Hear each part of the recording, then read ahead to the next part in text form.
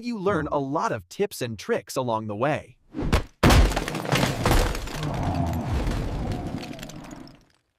Number 1. Let's talk about the camera and scenery movement. First, place the gray base plate firmly on your workspace. Now, let's see how quickly we can build a structure using these colorful bricks. Than it is the camera. For most shots, you want your scenes to be still. If you want them to move side to side, I often clamp a piece of wood in front.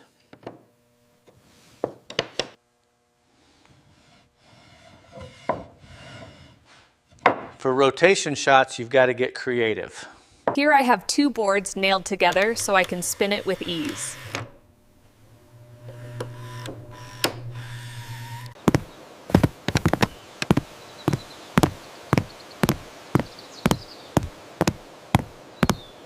Sometimes it makes sense to do it digitally.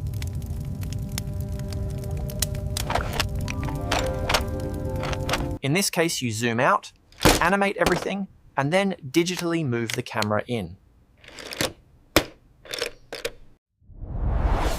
Number 2. Leg markers. When a Lego minifigure walks, it's very important to alternate left and right steps. So for this sequence, we'll start by rotating the right leg just slightly.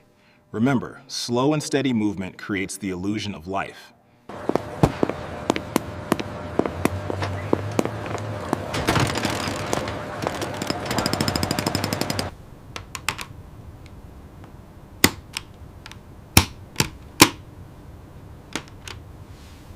Notice the red tip here. Now look at the walker's leg. This joint is where we need to apply the modification for full range of motion. So we move the right leg forward like this, and then we mark the spot with the marker tool right here. Then the left leg follows. And just like that, we flip it over, signaling that the other leg is next.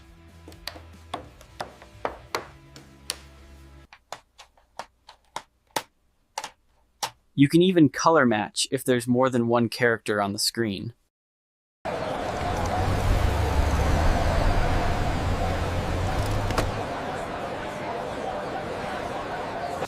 Number 3.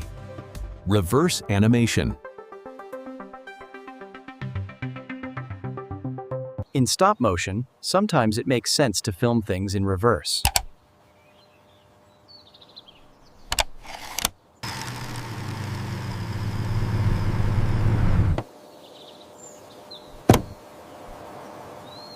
Once the build is complete, we can observe the reverse motion. Notice how the acceleration pulls away from the camera.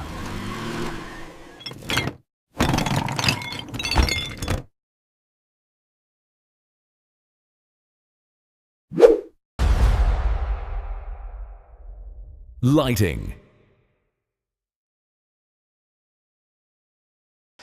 For most of my videos, my choice of lighting is LED shop lights.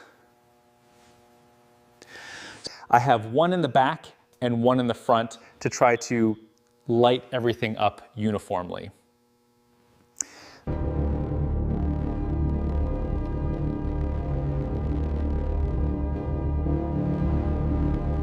By placing this white foam core just out of frame, we bounce the main light source back, filling in those harsh shadows on the minifigure's face.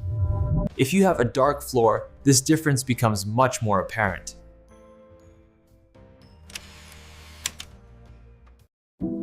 Reflections.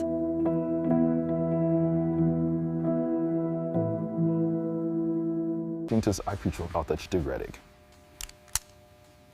Lego is very shiny and more reflective than you may think. The most important thing is to know your angles.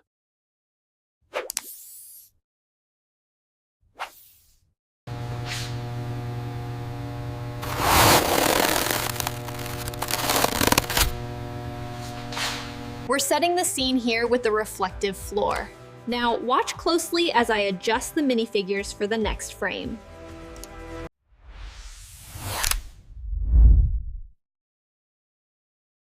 Camera focus.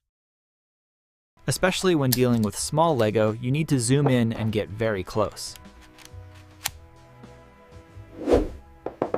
That's where I use these macro extension tubes. They go between the camera and the lens. Here's a picture zoomed in all the way with different extension tubes. Another camera aspect to discuss is the aperture, or f-stops. If you set this value high, everything appears to be more in focus. However, if you want the background to be blur, go with a lower f-stop. Heads and faces.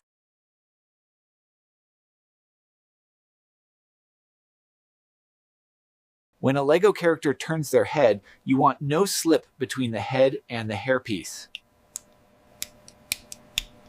Use a bit of hot glue to prevent this.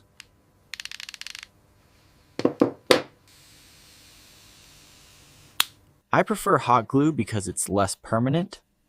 You can usually separate the hair from the head if needed. Bonus round. Quick tips.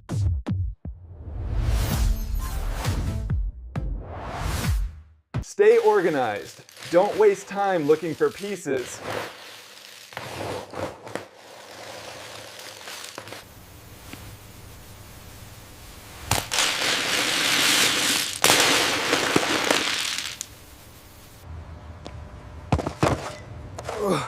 If your character is having trouble balancing, use a bit of modeling clay.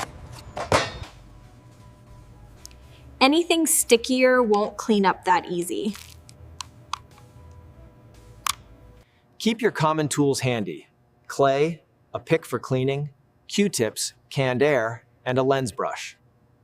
I use a Canon T6 for my camera and Sony Vegas Pro for editing. Thanks for watching, everyone. Bye!